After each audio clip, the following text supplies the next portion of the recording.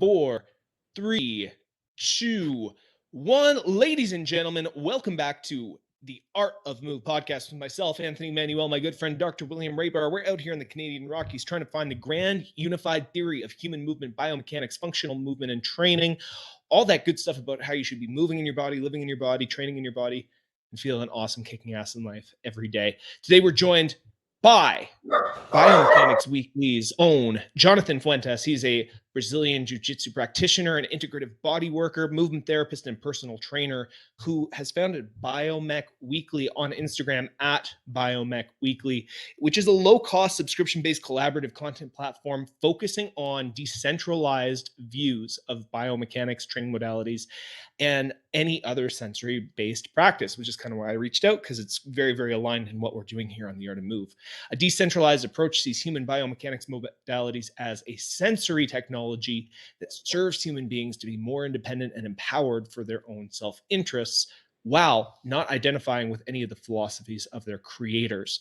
Trusting direct experience and testing everything for oneself first and foremost, especially with sensory experience. It denies any authority on biomechanics outside of ourselves and always emphasizes the supremacy of the experiencer, capital E experiencer, and what is useful to us in our studies of sensory technologies. These ideas have been influenced by cutting-edge philosophies rooted in Futurism, specifically the book titled The Agathon Empire, published in 2020, which I haven't read yet. So I'm really, really excited to talk to you, man, because everything that I just read out there from the bio that you sent me, it really resonated with me. One of the approaches that I really like that you have is the sort of consciousness-oriented approach to looking at biomechanics, not having an authority figure attached to philosophies or training principles as it relates to biomechanics. So I'd love to talk to you about how you kind of came to some of these ideas and what your current practice looks like. I also saw on your page, some of your pages, that you're really influenced by classical Indian and Persian training philosophies, using some of the clubs, and those are things that I don't have any experience in. So I'm looking forward to just chatting overall, man. How you doing today? I'm good, man. Was working earlier, got up at 8 to work, got up at dawn, 6 in the morning, did some qigong, drank some raw eggs, got some gelatin in my system, got a bunch of coffee and sugar, and then went to work 4 hours. Had a hard training session in the Florida heat. It is just so hot right now. Heat index is like 107 degrees. It's crazy. And I'm training really hard because I'm trying to gain some weight. So I have to train hard, have to eat a lot, and my metabolism is already adapting to a 4,000 calorie diet, which is insane. I don't know how much more I can eat. Maybe I'll just be this weight forever. It is what it is. The book is actually titled The Agathon Engine. The Agathon Engine. Oh. The author is not stated there deliberately, because it's just a world building primer for the 2020s. It's a really interesting book. I don't have any kind of direct affiliation, like with the book. I'm not getting any proceeds from it, but it's a perfect book, I think, for anybody definitely interested in biomechanics, but for many different things right now, many different disciplines. People would find that useful, especially people I think involved with technology, people with a lot of money. Somebody like Elon Musk should have that book, should read that book. It's not a very long book.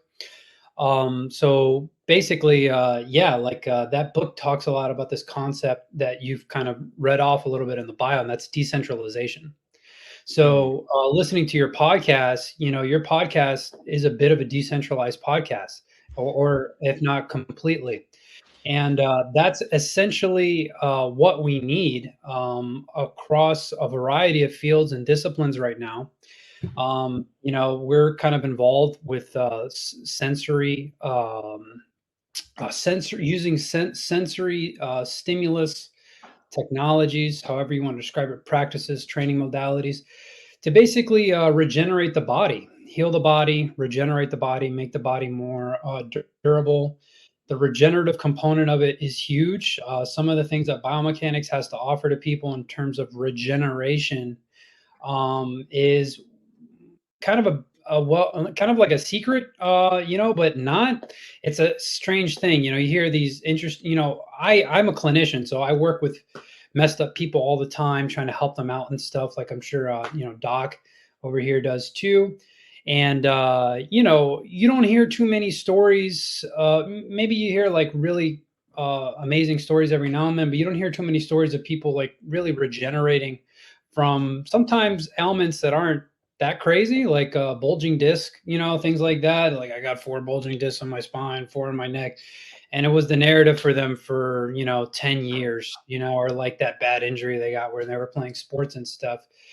And biomechanics is basically a way for people to change the memory of the body, tap into neuroplasticity, retention, the tissue. When Jordan from Flowability said something interesting, that one of the most observable parts of the body, from a scientific point of view, is the muscles.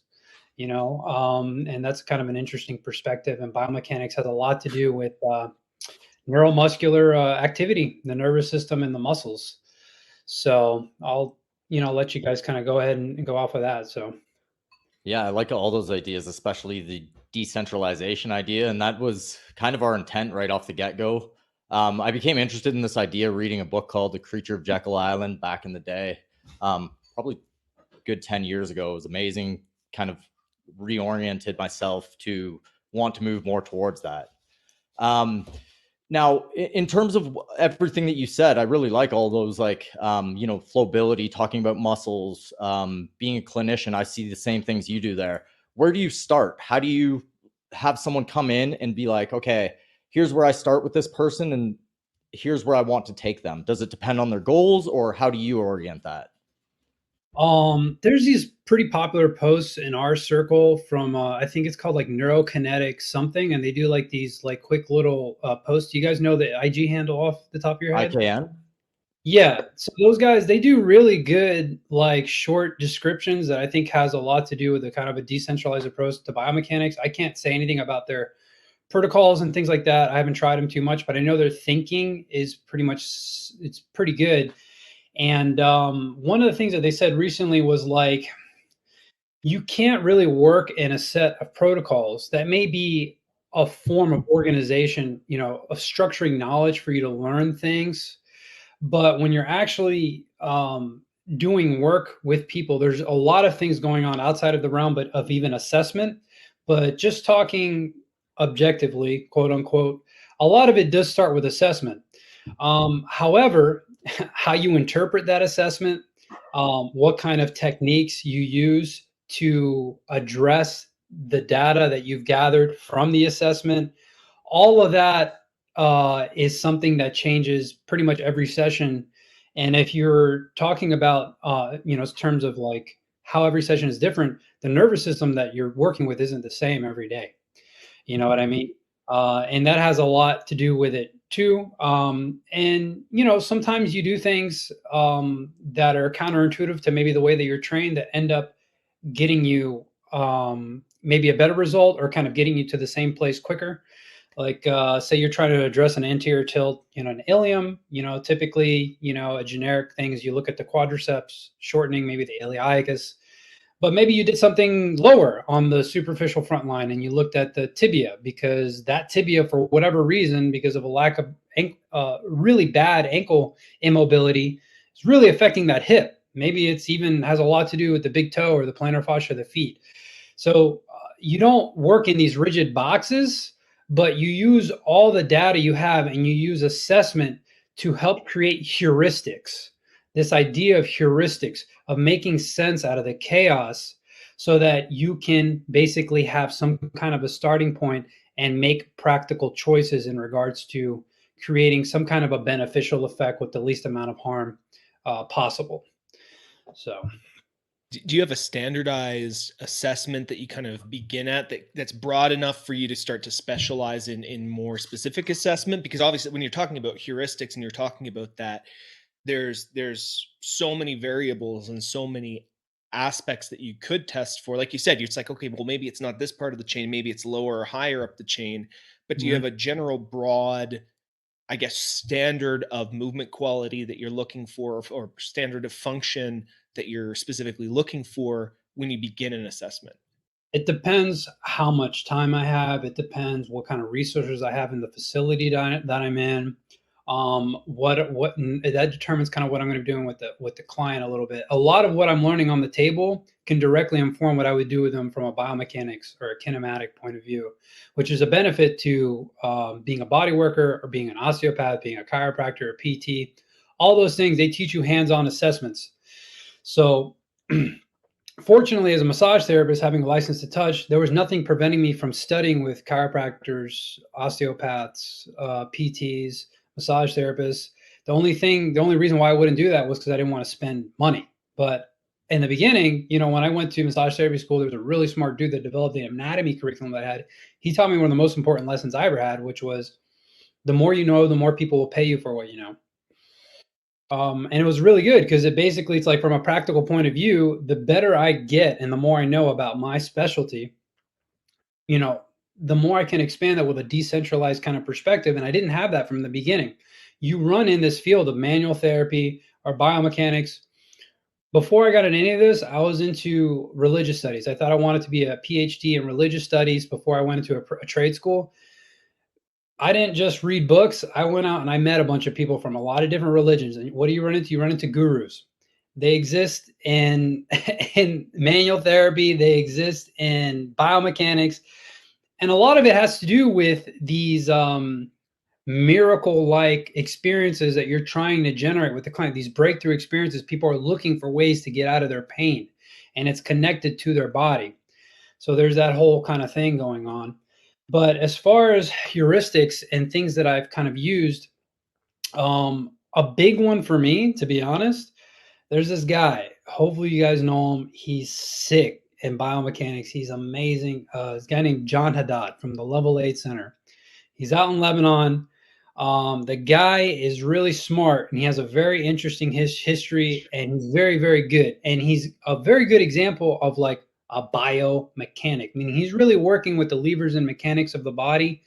And it looks a lot like on the outside, like something like functional patterns, but there's a lot of nuance to what he's doing. And he was involved with FP way back in the day, but he's very much his own kind of guy and he's got his own way of thinking. And I learned really good assessments studying with him in Germany. I flew to Germany twice.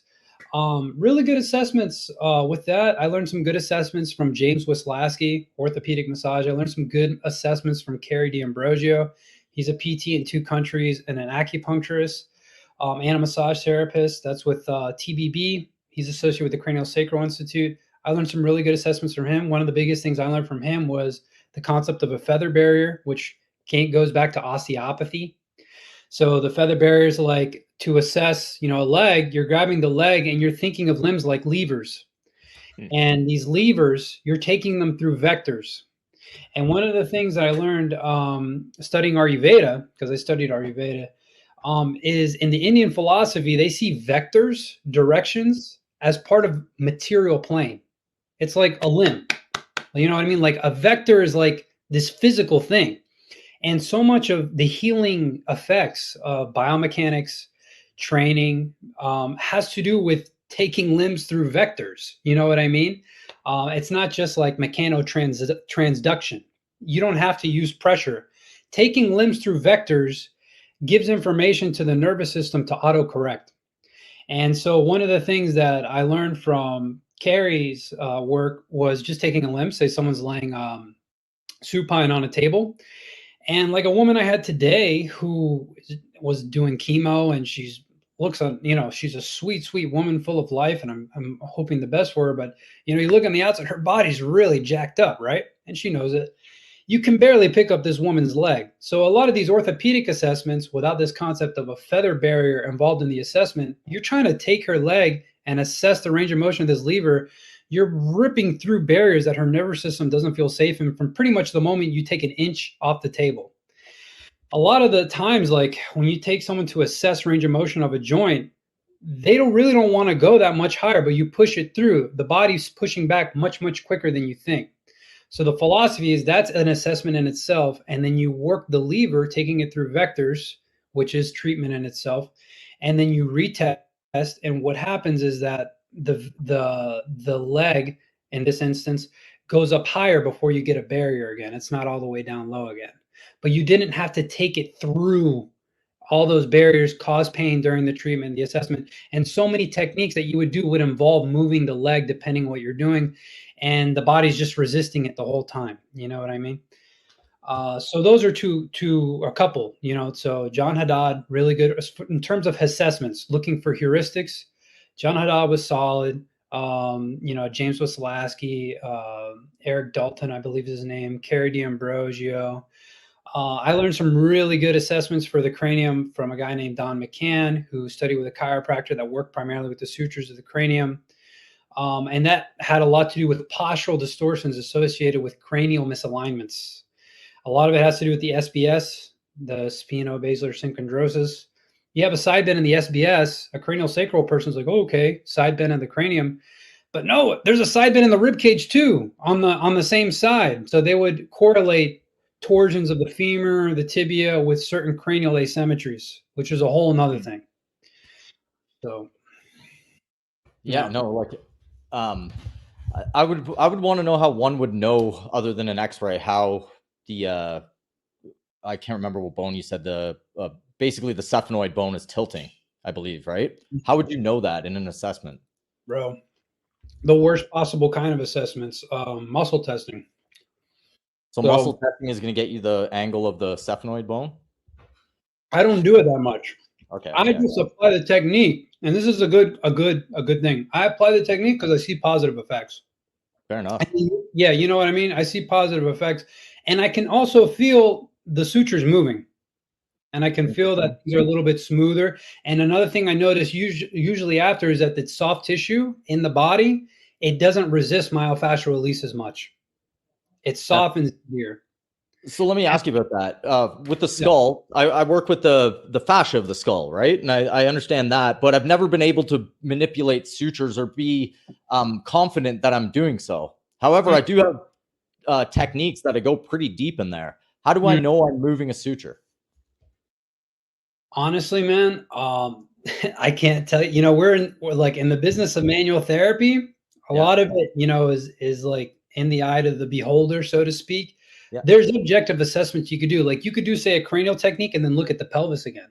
You could look at the tilts of the pelvis. You could look at hip hikes.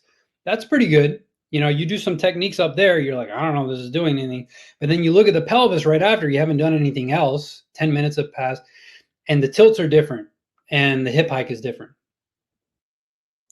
So there has to be some effect, right? Like, you know what I'm saying? So you're trying to you're not trying to be crazy about what's true. Like maybe bullshit physio kind of takes it a little bit too far. But one thing about bullshit physio that I actually appreciate, he says this word. I've heard him say it once, and I thought no one in this field has said this word, and it has to relate to this idea of decentralization, maybe indirectly. It's this word called iatriogenic. I don't know if you guys have ever heard of the word iatriogenic. It's when treatment causes problems. Mm-hmm. Need to avoid iatriogenic effects at all costs. So the whole idea of like a decentralized approach, when the whole like manifesto / bio that you read so well, say you got a movement system and the spine looks a certain way, or you only put pressure on a certain side of the foot, you don't really know the extent of iatriogenic effects that might be taking. And the only reason why you would stay rigid with something in a certain way is because of an identification with a philosophical point of view, basically interpretation. So biomechanics and philosophy are not separate. The moment you start interpreting, you're trying to use reason, and you're not that far away from philosophy. Therefore, you need a philosophical model that respects the experiencer and is self-organizing and is not going to become identified with the objects that it's studying and experimenting with. And that's the whole point of a decentralized approach to anything. Well, that was one of the things that I really liked about the first bio that you sent me. I was actually literally having this conversation with someone yesterday where we'd tried so many different models and different theories. And this is the thing, like, one of the things that I've repeated a couple of times on this podcast is like, this is by nature, this is a podcast where we're talking about movement and we're talking about biomechanics, but the map is not the territory. The finger pointing at the moon isn't the moon. That it's this idea that the discussions and the descriptions of movement and biomechanics are not movement and biomechanics themselves. That experiential element always has to be there. And as much as I love talking about it, as much as I love to explore the different models, to explore the different ideas, the rubber has to meet the road at some point. You have to have an experiential point. And if you're arguing bits and bytes here and there, like, I mean, there's so much debate online that happens between systems that ultimately what's the movement reality that's happening beyond the conceptual debate, beyond the conceptual discussion. What's the movement reality that's happening? I think that's a huge missing component when we're talking about it. It's like, if a person is getting a certain result, that's great. It doesn't matter if like, in terms of the logistical details of how you got there, or the proprietary intellectual trademark that you have around it, right? So this decentralized approach, I'm a huge fan of, because, well, I mean, I kind of come from the same background, right? Like, I thought I was going to go into comparative religious studies, and I did it myself just independently for years. And same thing when I met different people and had debates and discussions with people of different religions, and learned the history of, like, every Eastern and Western philosophy and religion that I could get my hands on. And eventually it was like, well, okay, I started to see the same sort of nature of almost borderline religious debate happening within nutrition, within fitness, within now biomechanics, right? Like, it's the same sort of thing. You get really, really caught up hardcore. Well, yeah. Well, it's so niche too. And I was saying this to someone. It's like, in order for you to, like, think deeply about biomechanics, you have to go against the grain of a lot of mainstream golden cow fitness ideas, and even mainstream academic ideas. And the types of personality that are drawn to going against the grain are like type A personalities, and sometimes big personalities with big thoughts and big ideas. They don't often mesh. It's a lot of personality to meet in the middle. Mm-hmm. Absolutely. Yeah. So going off that, what's a big golden cow from the industry that you see that you want to tackle right away? Something that jumps out at you.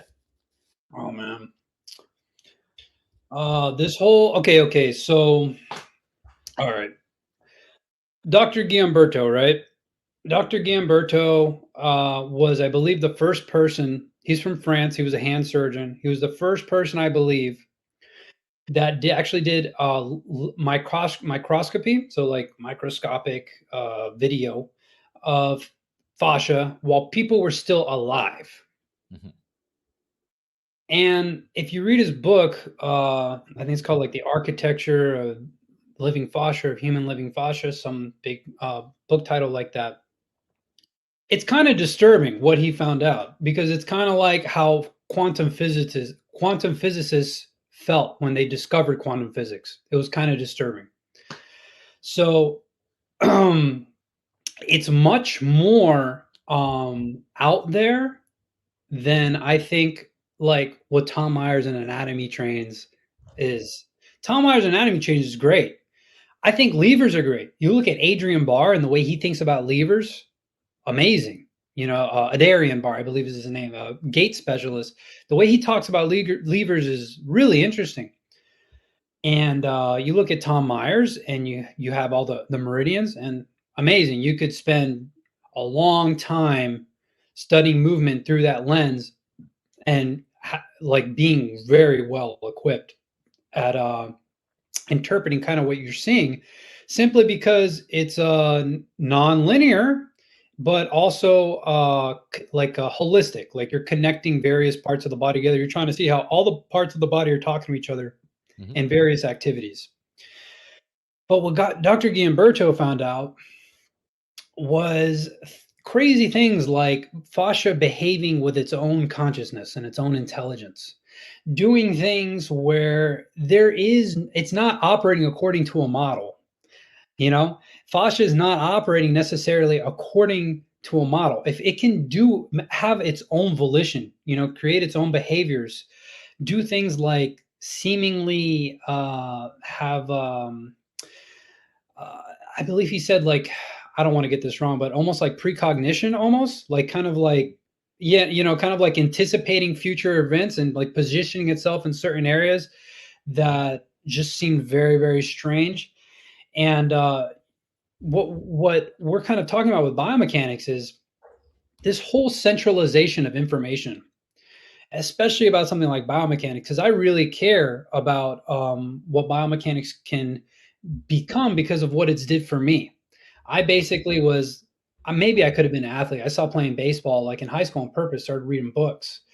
But I became very athletic and very safe. I haven't really had any major injuries ever, despite pretty much doing everything I wanted to do, no matter what it was. And I attributed a lot of it to knowing a lot about biomechanics and being able to use it to my advantage and my own self-interest. That's very important. You're not doing this stuff for some guy's cause that has nothing to do with you. You're doing it for yourself and for the clients you can help at your own discretion. You know what I mean? If you have your own business, whatever, you want to grow your business. But once you become a little bit evangelical and trying to centralize the information too much, it's like you're putting yourself open. There's a saying, there's an old saying. It's like, if you can't trade along borders, the soldiers will start coming in. Right? So if parts of the world aren't trading with each other, there's going to be someone that's going to start, I don't know, saying stuff on social media about you or something like that. You know what I mean? Taking shots at your brand or your business or something. So the whole centralization really is the big kind of like the big thing that I'm really focusing on. I'm really focusing on just on this like decentralized approach, was explained really well in the Agathon Engine, because according to Dr. Guillaume Boucher's research, fascia seems to behave in that fashion. It seems to behave like when he's talking about how fascia behaves, it's basically, if you ever seen Stanley Kubrick's 2001: A Space Odyssey, the alien scene with the geometric like shapes, you know what I mean? It's like there's these like seem to be recurring patterns of shapes, certain shapes, which is really interesting when you think about like Platonic philosophy and Pythagoras and stuff like that. There's like these seemingly mathematical shapes that are really consistent as what fascia is, and then it's the chaotic fractals. It's chaos and then it becomes order, and then it's chaos and then it becomes order. And he makes a point in the book, in his research, which is some of the most objective research that exists, in my opinion, far more objective than how you interpret video of people running. You know what I mean? He basically makes a point over and over and over. It's like, we can't base like human anatomy exclusively on like functional Darwinian kind of evolution. You know what I mean? Like it's something much bigger, much more mysterious than our so-called anthropological history. Let's not talk about how long human civilization actually is in Egypt and all the crazy stuff out there and Graham Hancock's research, because we know that the field of anthropology and the field of history are deeply intertwined. And yeah, it's not that far away from like human anatomy and our interpretation of like why things work the way they do in human anatomy. A lot of it is based on anthropology. So as far as like our theories, our models, that the way that we're kind of interpreting what the body's built for and stuff. So that's kind of my big thing, is like, if you have a decentralized approach, you're not going to limit yourself on what you're capable of using and doing by, say, sticking to the thing that works, by identifying by something that's worked for you.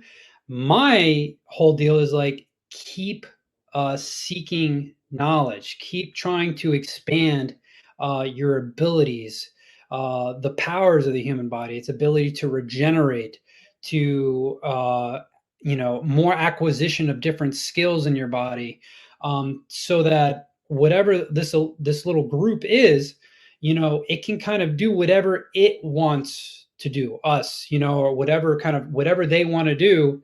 It's because it's your choice. It's not because you've identified with a set of beliefs, which a lot of the most evangelical beliefs do go to this anthropological Darwinian functional theory, which Dr. Giamberto's research has absolutely nothing to do with when it comes to like looking at how fascia actually behaves, which in my opinion, it behaves in this thing called spontaneous order, which is also talked a lot about in the Agathon Engine. And spontaneous order is basically, there's this philosopher, I forgot his name. I used to know his name, maybe Hobbes. I think it's like Thomas Hobbes. He wrote this book called The Leviathan. And that's how biomechanics people act when like you don't do like their systems, some of the bigger systems. It's going to be like chaos, you know, like you're going to be like exposed to the ailments of the side effects of all the ignorance of modern society, because you know the things that kind of got you in pain in the first place and stuff. The Leviathan, you know, the whole idea is like if we don't have like this set of moral compass which comes from like a rigid religious belief system, the world is just going to fall into chaos, when the reality is we need something like anarchy or decentralization that is based on the individual as the unit of society, as the fundamental unit, the subject. That is the unit on which everything is built off of. As long as you don't rob and kill other people or, you know, do horrible things, anarchy will be spontaneous order, which is exactly, if you look at Dr. Giamberto's research, how fascia seems to behave. It seems to behave in anarchy. In other words, spontaneous order. It self-organizes in these chaos to order, chaos, and it just never kind of ends. And that's spontaneous order. That's my kind of idea of like anarchy, and it has to do with decentralization. So when you are kind of based on the experiencer, you'll be able to surf, you know, this whole process that your own body's trying to take you through, with autonomy, and with far greater efficiency, and you're not likely to be caught and snared along the way, and your cures end up becoming your poisons, and you won't be able to make use of new poisons or old poisons that are actually cures for you. You know what I'm saying? Like you won't be able to make use of everything that's available to you. Things that you hurt you before are now medicine. But that would never happen. You'd never be able to interpret that if you're operating in some kind of a centralized fashion where you're identifying with a one best way kind of belief system that's inhibiting your intelligence and inhibiting your proprioception. So Yeah, I think there's a certain type of person and that can gravitate away from the masses, right? And the masses are the masses for a reason, because most people like to find a leader. They're not sure of themselves, and it's easy to gravitate towards a guru, especially in this field, right? Like he's got the knowledge, and I'm going to stay there forever and obtain this knowledge, and then you get caught up in the community aspect of it. Another thing you were saying about the spontaneous order, I believe that's an anarcho-capitalist philosophy. I love it, right? Like decentralization. Anarchy does not actually mean no rulers. There always is a structure. It's just decentralized as much as possible towards the local community where it actually benefits somebody, right? And that goes away from the idea of having a centralized leader. Back to another thing you were saying about the fascia and precognition, I believe you were saying, with the fascia and having a that is based off the first principle in my belief, that the mind is actually organizing all the events, because we were looking for the organization from the mind. It's not there. So therefore the first principle is like, well, it's not there, so it's the organization that's the problem. What if it's not actually coming from that centralized structure in the first place? Any thoughts on that? there's a really interesting idea out there that the unconscious is actually a reservoir of future perceptions, of like future thoughts. Think about this from a philosophical point of view. Let's do a thought experiment. You literally can live forever. Okay, you're an immortal. You literally can live forever. Okay, we're doing this thought experiment. Okay, I can live forever. The future is always a mystery. You'll never actually, because you're always in the present. So there must be some kind of a function that is precognitive. There, it almost has to be, because the future exists, but it's never actually in front of you. It's always in the dark, in the unconscious. You get what I'm saying? Oh yeah. So there's something there, you know. That's even logical in my head there. It's Because logical. It's logical. It's a logical thought experiment. Mhm. for sure. Anthony, anything to add to that one? Yeah, I have a lot of like there's so much that we're covering, and I'm kind of making all these little connections. I don't know if in your comparative religious studies if you ever kind of dipped into Taoism at all, Man, but I read almost everything. yeah, so Taoism, people kind of know like the main text of Taoism being the Tao Te Ching, right, which was Lao Tzu's basically manifesto of the Taoist philosophy. And not a lot of people have this interpretation, but he wrote it as a manual for governance for an emperor, for a ruler, right? And his whole thing is like, don't govern the people and they'll find their own way.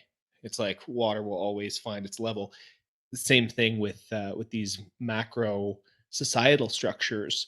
It's Mhm. this idea that from within chaos it will and it's interesting because it's basically saying like as a leader you will find the most harmony by allowing the most chaos, and it's this self-organizing principle Mhm. of finding order from within chaos. And I found that really interesting, this idea that the Tao, the this invisible force that as soon as you try to describe it, it isn't the thing, but Mhm. this self-organizing natural principle is that order within chaos, within order within chaos, ad Mhm. infinitum, right?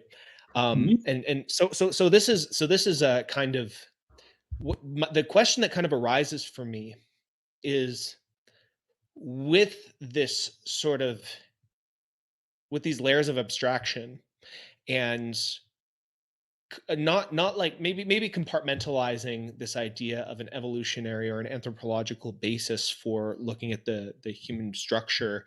I know that's a big It's not argument.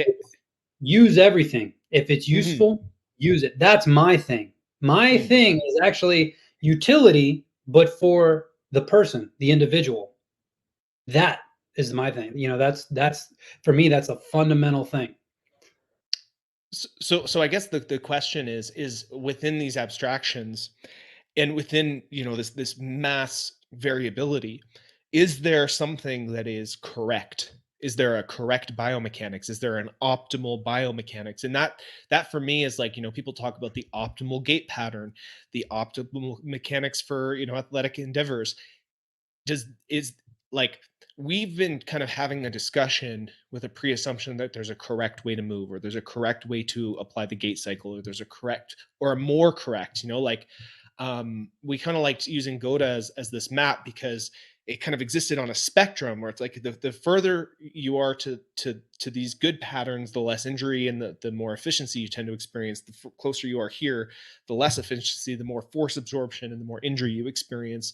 And it's a spectrum. And it's funny because even with Goda, they kind of conceded that there's no perfect, but it is the spectrum, right? Like you can, like, the Goda 10 is almost this imaginary point on a spectrum, which is this perfect exhibition of mechanics. But with basically we're kind of exploring this idea of, okay, fascia is this almost chaotic principle that exhibits its own qualities of consciousness. And by the way, even unpacking the idea of what is a quality of consciousness, how do you display qualities of consciousness? Mhm. My brother and I have conversations all the time because he programs artificial intelligence, and he's very Oh, invested in programming, right? And there's this whole right now a popular topic is like, did this lambda mhm. AI that this Google employee just programmed, did it actually demonstrate Mhm. qualities of sentience, which is consciousness, right? So I love um the news line on it because it said it seemed like a precocious child, and that's just mhm. so cool for like AI when if it really is becoming sentient right now, that's how it's behaving as like a personality according to us. It's so Mhm. interesting. I'm not buying it. Not buying it at all. It's a headline. It's made to reinforce a narrative. I got The But it's an doing it. interesting conversation. It's an interesting conversation, especially if you're talking from from a computer science perspective. But to relay back to the original okay. question, do you think that there is a correct biomechanics for the human body? And if so, what's that based on? I honestly do not think so. And I actually think what is correct is what is useful to a person. And that changes. And it's also dependent upon the person too. So it's a radically subjective model that I use.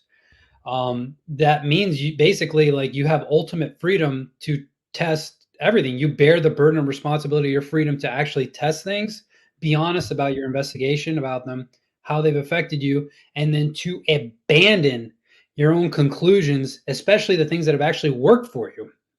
If it really truly works and it really has truly affected your biomechanics, it will be residual. It'll be residual, meaning it's not necessarily going to go away if you leave it alone. You get what I'm saying? So if you do GOTA for 3 months and you got the GOTA download and you're like, damn, this really helped me. Now I'm going to deliberately stop doing it. And I'm going to try something else that might be useful for me in another way that's different, see how it feels in my body. And then you keep learning. You keep learning, you keep doing things. And as far as like developing a model for biomechanics, develop your model. Develop the best model you could possibly do. Develop as many of them as possible because the human mind is capable of holding infinite models in its consciousness and making sense of it neuroplastically if you're operating in a decentralized framework. If you're not, you're going to have cognitive dissonance and an aneurysm every single time you go face a new model. But if you don't do that in the first place, you're just the sky is the limit. There's absolutely no limitation. You just keep learning, abandoning, sticking to things. Things will stick to you, meaning things that you've developed and cultivated in your body, certain neuromuscular associations, certain motor patterns and qualities. They're not just going to vanish. You may do something one way, say with GOTA, but another way of doing things as far as like, I don't know, like lifting weights, whatever, non-GOTA or something like that, you're not good at it anymore and it hurts more and you complain about it. But if you just would stop doing that and get back good at lifting weights and then kind of cycle through things and then figure out what kind of cycles you like to do in your own personal life to get to a bigger goal, of like freedom and ability of things to do, where you kind of repeat exposure yourself to systems and their stimulus, because a system is just a constellation of information. It's just structured information with its own filter, its own conditionings and things like that based on the interpretations of its creators and stuff. And you can take that and you take it and you learn from it, and then you go ahead and you move on and you study something else. One radical expression of this in the biomechanics world, and people look at him, they don't take him seriously. Some people do. I would take him seriously because he was a professional athlete, is Benjamin Aguilar. That guy, you look at him doing stuff, Benjamin Equilibrium, you're just like, what the fuck is this guy doing? But that guy studies so much stuff, and he was a professional athlete too. And he's having fun. You know what I mean? He's having fun. He's doing all kinds of different things. That's not what I mean necessarily as far as like what it looks like to you, whoever's listening to this. But it's the idea of not being bound by the tools that you're using. That's what's really important. Yeah. So you're really speaking to the person who's already in biomechanics and who already has this thought process, because to even get to what you're saying takes a lot of work to be able to listen to yourself, to be able to feel in your body. Like if I was to go out right now and run up a hill and try to run down, I'd be fine because I've done it a million times. But take the average person, they do it, they're going to fall on their face and injure themselves. So there may be an optimal pattern at a certain point in your life. So are you really speaking to the person who's already in biomechanics, who's already figured half of this out, and stopping them from going towards the gurus? Is that really? That's a big thing for me, because there's so many smart people in biomechanics and they're so obsessed with it and they're learning so much, but they're not really tapping into their own intelligence. And if they start doing that and they start creating a catalaxy, which is basically like free exchange of information, and there's frith. Frith means like the peace and friendliness that underlies exchange and in an economy. So if there's frith and there's catalaxy among biomechanics practitioners, the influx of information will just be absurd. It'll be absurd, the influx of information. But it's so hard to even get necessarily to that point. And when it really comes out, it comes out usually not always in the big general ideas like we're trying to get on now, but specifics. specifics among practitioners. It's almost like jujitsu. You're going into butterfly half guard into ashigarami, and there's this sweep, and then everything's very, very, very specific. That's not for the general public, but when it comes to the free economy of information and a decentralized format and really embodying intelligence and the future of our society and really stepping into those shoes of like totally taking full responsibility of your own intelligence, it really comes a lot in the specifics of really being scientific and like, but if you're locked up in a system, that free exchange of information, it's going to be stifled and it's going to be very complicated. So that's very important for me. But as far as for like the general person, I think a couple things. I think like general stress, ways of getting into your body that dramatically reduce stress and connect you in your body. There's a couple things like Qigong. I'm a fan of Qigong. They're very gentle movements and they can be very profound and very effective and very beneficial for the fascia. Like there was a time where I just removed all these fancy biomechanics modalities and other great corrective protocols or whatever and just did Qigong, and I'd get huge benefits just from that. And it was enough for me with all the intense stuff that I put my body through between weightlifting and jujitsu. So I know it works, and it's like a good thing if you put the time into it. Visualization, like just feeling your body somatically, closing your eyes, sensing your feet, going all the way up. You don't have to do anything for that, but doing that stuff like repeatedly, I think helps a lot for people. Obviously there's like basic things that are probably pretty important. You can reference somebody like Escher Gokul, ways of like sitting in a chair. Yes, the lumbar has that curve on the bottom. We should kind of respect it and kind of like take it in consideration. I'm a fan of the posterior tilt too, like as far as like things like PRI does and stuff like that. But a lot of what the qualities that Escher Gokul talks about for the general layperson in public, learning how to like sit in a chair efficiently, where you're kind of like supporting your own gravity because you're on your sits bones, like Phil Billy always talks about. There's these elements that do seem to be kind of universal, very low entry for people and very useful in terms of like improving their life. Like maybe they could have been taught like in school or something like that. But everything else, like the protraction and the TVA, always like the blowing, like all these other things is like, yeah, when you're doing the system and the modality and trying to work with that and learn from that, fine. But as far as like the general public, I'm never going to use a specific model as being the best for like the general public because it almost never works.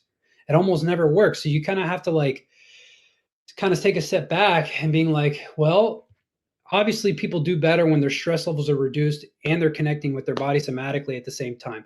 A lot of people have a tough time just sitting in meditation. So doing that like as a practice is hard for a lot of people, like sitting or being in a chair and stuff like that. But if you're like focusing on your body, whether you're doing Qigong or like somatically focusing on different parts of your body, another one too that is really good and very low entry as far as like effort and stress is Feldenkrais. Feldenkrais is super underrated. Feldenkrais, you're just like doing, like I did Feldenkrais. I had some problems with my jaw a long time ago. And let me tell you something crazy. All right, so my jaw was pretty good. Go ahead. What is Feldenkrais for people who don't like? I don't know what that is off the top of my head. Feldenkrais was founded by this guy that did judo, and I don't know exactly where it was from, and I can't say too much about it. I don't know too much about the history of it, but what I was doing, I'll tell you my experience when I was doing, say, like jaw stuff. They focus on basically you doing these movements with your body with the least amount of effort possible. So like literally the least amount of effort possible, and it's usually very, very, very, very easy to do, and you're very relaxed doing them. And then they're connecting with like I can't say too much about it. You should maybe interview a Feldenkrais guy sometime, but it's super underrated. And they'll like, one thing I did was like put my tongue on the roof of my mouth, slide it all the way to the back of my molars while like I'm looking up with my eyes or something like that, or maybe like tractioning the top of my head just a little bit. You see MoveMed doing some stuff like this, with Nay. But I don't know how transferable it is with that. Another one that's pretty good too, as long as you don't make it too stressful, simple things like nasal breathing. You know, so like Batakio was a really good thing. I think for like a lot of people just learning how to like nasal breathe. What they can't do it, do something like box breathing. So like, like in 2 seconds, hold 2 seconds, out 2 seconds, hold the exhale for 2 seconds. But that pause in between breaths really does have like a profound effect on the vagus nerve and like dramatically reducing stress levels for people. So what I'm hearing is you don't mind learning from multiple different systems, and you don't mind even maybe like a modular approach to categorizing different things. But even within that categorization and the contextualization of everything, you're still saying it's like, yes, you might have a really great system and it might apply to a broad context, but it's still always context. It's still always based on individuation. It's still always based on Exactly. Like the like, goat seated postures, like the little goat stuff on the bottom, things like that. It's like once things getting into high stress, it's like the person has to really make a choice to do that. If you're just trying to help somebody that's already stressed and you're introducing higher stress biomechanics techniques, which is subjective, what they perceive as stress, that's when it's like there needs to be a voluntary component of that person to try that. And then you have to basically, you want the client to get better doing that or the person like doing it, but at the same time, you don't want them to be tied to it. And that's kind of like that tricky part where biomechanics systems and brands can really get somebody for a long, long time is there can be an iatrogenic belief that's formed, whereas you're not going to get better unless you stick to only doing this for a long, long time. And if you go back too fast to doing other things, you might get hurt. And you might get hurt if you do this, the nocebo that bullshit physio talks a lot about, the iatrogenic idea, that's a problem not only for biomechanics practitioners, but for just people, the general public that don't know nuance about biomechanics that are trying to use it for their advantage. Yeah, I think that can be done in really any field. I see it in, Correct.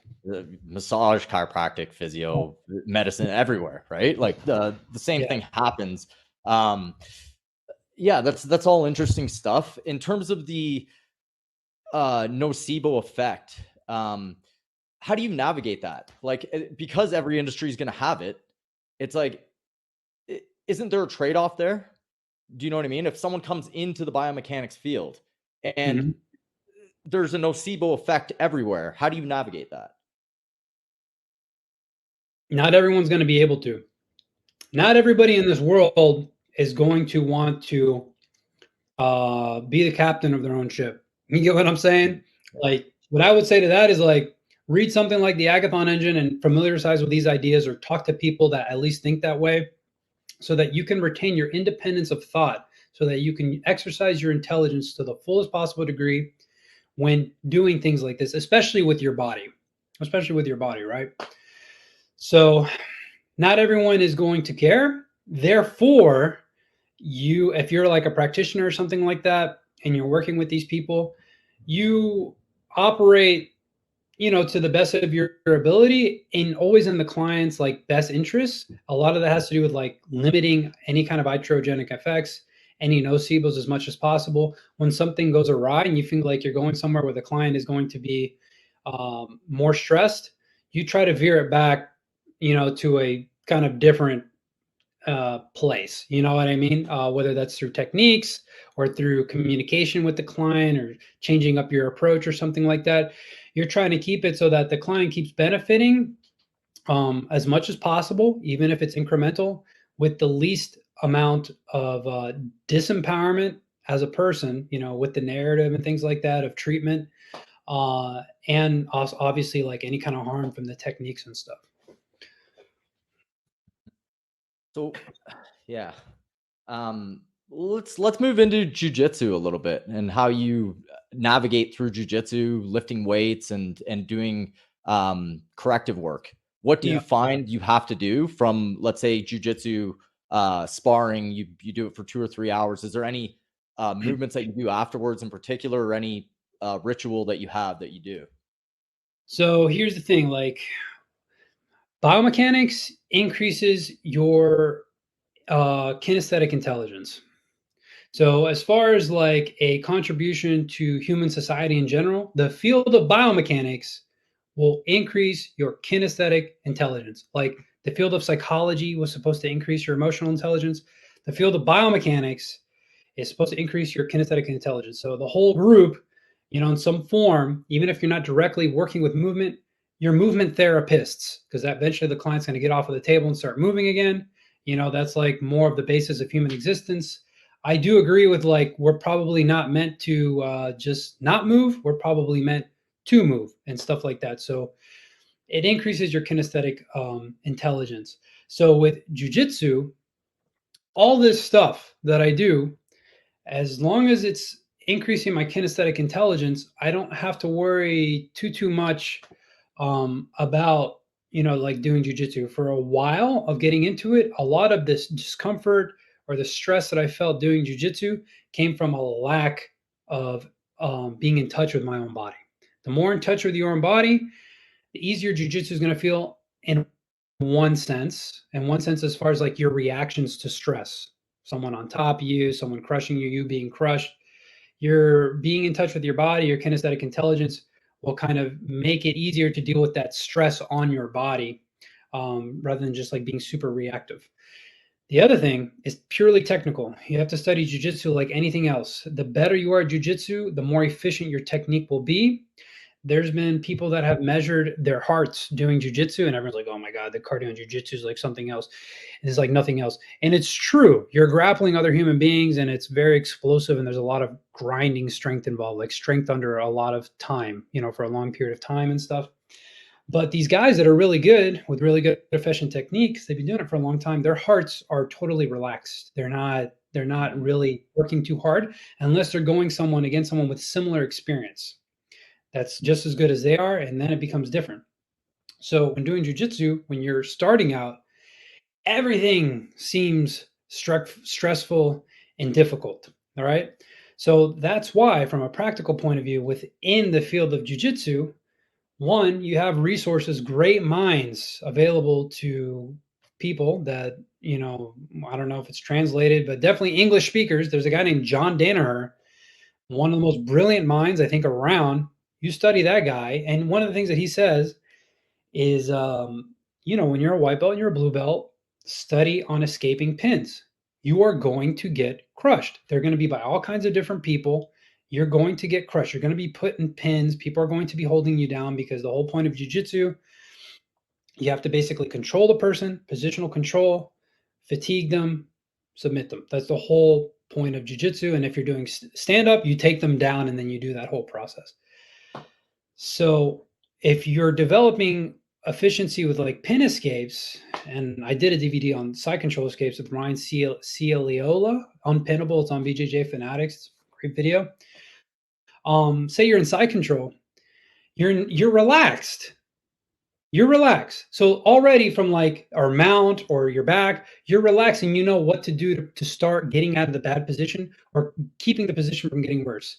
Doesn't mean you're always going to get out. You might get tapped, but you're not suffering like most people are suffering trying to avoid being put in that position or suffering in that position, because the first rule with all this is you need to reduce your vulnerability. So if someone has you in a crossface and your neck is going all the way over there, you need to reduce your vulnerability. So, that's where the technique comes from. It's informed by reason. The techniques are informed by reason, rational thinking. That's what it's informed by. So you reduce your vulnerability. So you need to cup your hand, get the shoulder out of your neck so the crossface pressure is gone. And then you start working from there. So you can be in that bad position and be relaxed. Your elbows are in a safe place. You're reducing the crossface pressure. You're not in a horrible position. If you can do that, the most difficult times in jiu-jitsu, from white to blue belt, you can dramatically reduce your need to do corrective exercise and heal from the damage of doing a high contact martial art like Brazilian jiu-jitsu, submission wrestling. So it's positional awareness and stress awareness of the particular situations that you'll find yourself in. Like, for example, you're a white belt, you're going to get pinned a lot. You learn how to adapt to decreasing the amount of stress that you're going to be receiving in those situations. And then you have to address yourself less with corrective work. Yeah. So, and then as far as the corrective work, and it's whatever I happened to be doing at that time usually was good enough. You know what I mean? Like whether I was doing foundation training, flowability, GOTA, whatever I was into, that's just the corrective work that I did. Because what are you doing in that time of your corrective work? You have the full intention of just kind of like getting in your body and just trying to decompress and retension things and kind of get things back in alignment, reduce whatever the crazy soreness that comes from a lot of certain muscle groups being overused, so you can sleep well. All the neuroplasticity happens when you sleep well. Heal from it. You go back and then you space out your training. You don't want to train too much. Like with weightlifting and jujitsu, you try to space it out as much as possible. That's like a very practical like piece of advice. You don't go lifting and then you jujitsu after. I've done that. It's not as good as if you space it out. With lifting weights, that's another thing too. Like I never got injured lifting weights, and I mean, like I've done plenty of crazy stuff like lifting weights, and a lot of it has to do with proper periodization. Like you never hear people talk about periodization and percentages like lifting. That gets rid of like 80% of the problem. And then you add a little bit of biomechanics, not even that much, you're like 90% safe lifting weights. If you have proper motor patterns and you know what kind of percentages of intensity you should be working with, it removes dramatically a huge part of the problem of lifting weights if you don't have a injury that makes you feel unsafe in your body. You can have an injury, but if you don't feel unsafe, you can lift weights. It's feeling unsafe that creates a problem when lifting weights, when doing jujitsu. Well, it's funny you say that because, I have had a lot of lifting injuries, but they have all been when I'm trying to push myself to the maximum extent. Like I've had periods where I have done very, very smart percentage-based periodization training where I used to write out like 6 months of reps and sets and weights. Like I wrote out every rep, set, and weight for 6 months of the year, and I hit all of them with no injury. And that's when I required the least amount of mobility work, the least amount of like foam rolling back when, like this was like fairly amateur lifter, but I got myself up to like really, really good numbers on barbell lifts without any complications because it was planned and periodized work. But oftentimes when I'm just, going in the gym and being an idiot or like doing way too much volume or not planning and not having that structure of basically planning out a progressive stimulus, that's when I've experienced the most complications, the most mobility issues, the impact on my own biomechanics.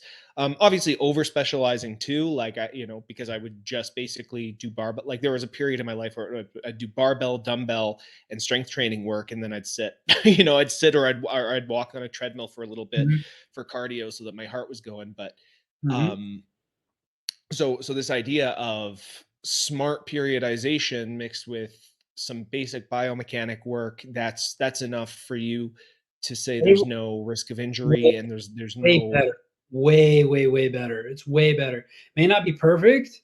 If you know your body, you're in touch with your body, that'll fill up the remaining gaps.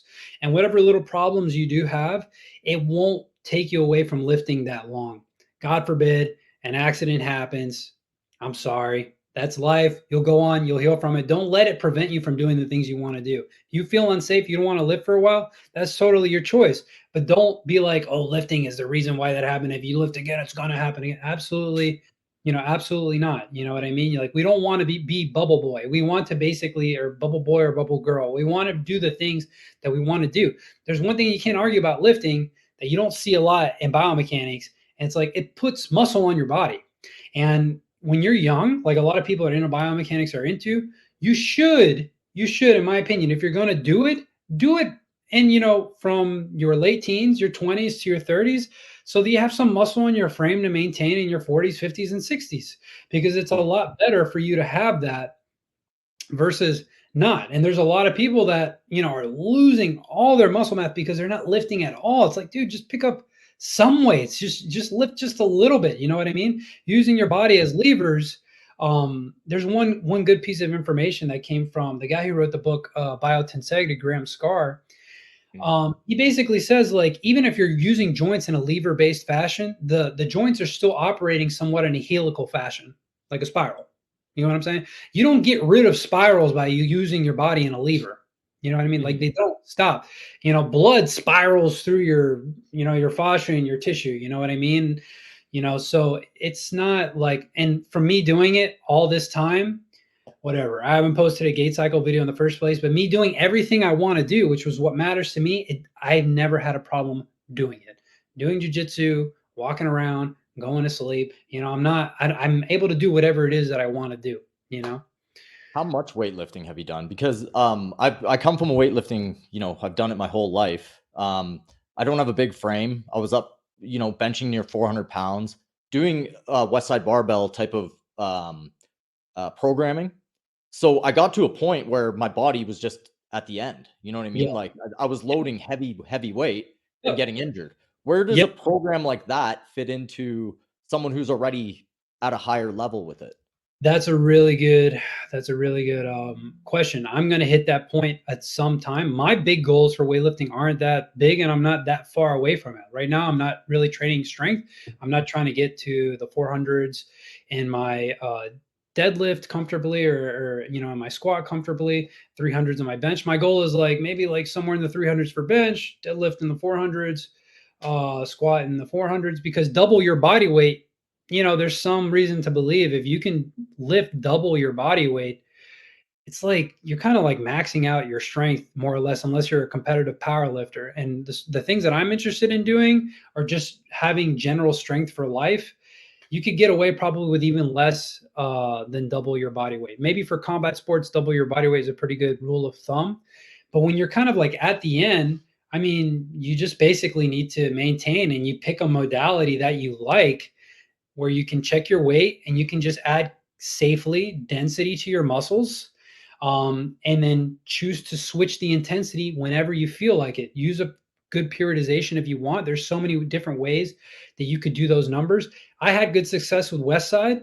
When I did West Side Barbell, I think like for people that don't feel like squatting, doing something like a box squat is nice. You know what I mean? Like you're not going to be like that sore the next day or something like that, doing something like a box squat. In my experience, adding variety to strength exercises instead of trying to max out, not knowing your percentages on the same lifts.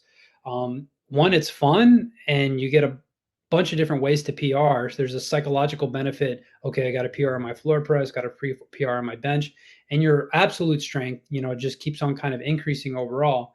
But when you kind of reach the end for your own goal, say you're not a power lifter, you're not an Olympic lifter,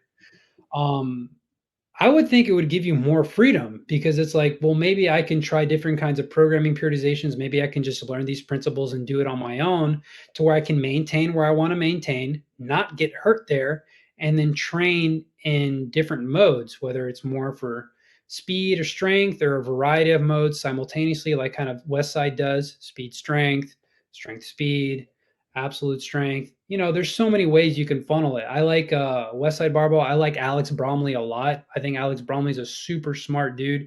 He has a great video on I Hate West Side up on YouTube. You know what I mean? And I like both of those guys. Like I'm doing stuff from Alex Bromley right now. Maybe you just want to do some bodybuilding workouts. Like N1 is a super biomechanics focused, not interested in getting injured, weightlifting, not weightlifting, like bodybuilding education platform. So I would recommend something like N1, where everything they consider the vectors, they consider, you know, all these different kinds of like EMG data, so that you're doing the most efficient possible movements for hypertrophy, and they lay out the stimulus for the program design, because that's what it's going to do. Like the program design is really important when lifting weights, because it's ultimately going to create the stimulus for whatever cycle you're working with, which is usually like an 8-week cycle or something like that, when you're really trying to have a stimulus create an effect in your body. It's a different art. It's a different science when you're like lifting weights. Definitely, I think in general, when you're going to like lift weights, you should have a plan and an intention. What do I want to do? Do I want to gain strength? Do I want to get hypertrophy? Am I willing to maybe get injured? Do I absolutely not in any circumstance want to get injured? What kind of strength am I developing? And then you find programming that fits that, you know, within the kind of like range of intensity that you feel like putting yourself through and dealing with, you know? And on that note, unfortunately, we have to wrap up this episode. I wish we had more time. I could talk for another 2 or 3 hours. Honestly, I could talk for like all day about this stuff, because frankly, so much of what you're talking about in terms of philosophy, there are deeper sides to this that I could see throughout the episode. You'd bring points up and you'd see this smile go across Will's face, because Will and I have had private conversations about some of the philosophical side, the political philosophy side. And I don't think we've had a conversation where we've allowed ourselves to get this deep. So if you're open to it, I'd love to have you back on for another episode or 2 or 3. And if you like this conversation, guys, for those who are listening, watching on YouTube, at Biomech Weekly on Instagram is where Jonathan hosts these awesome conversations. It's a very, very low cost. It's a Patreon subscription, and then you get added to a private Instagram group where you can see some of these conversations similar to the conversations that we had here. So if you liked this type of conversation, you want to see more context, you want to request to kind of join on and have a conversation with Jonathan himself, then go to Biomech Weekly on Instagram at Biomech Weekly, and you can sign up on Patreon and be added to this private group. For those who are listening on YouTube, please like, comment, and subscribe. If you have questions, if you agree, disagree, you liked it, you didn't like it, just let us know what you thought. On Spotify and iTunes, please like, subscribe, and leave us a review if you can. It really, really helps. And then you can follow me at The Body Moves on Instagram, Will at The Art of Move. Thanks for listening, guys. This was The Art of Move podcast, and we'll catch you on the next episode. Have a good one, guys. See you. Thanks again, man. This was great.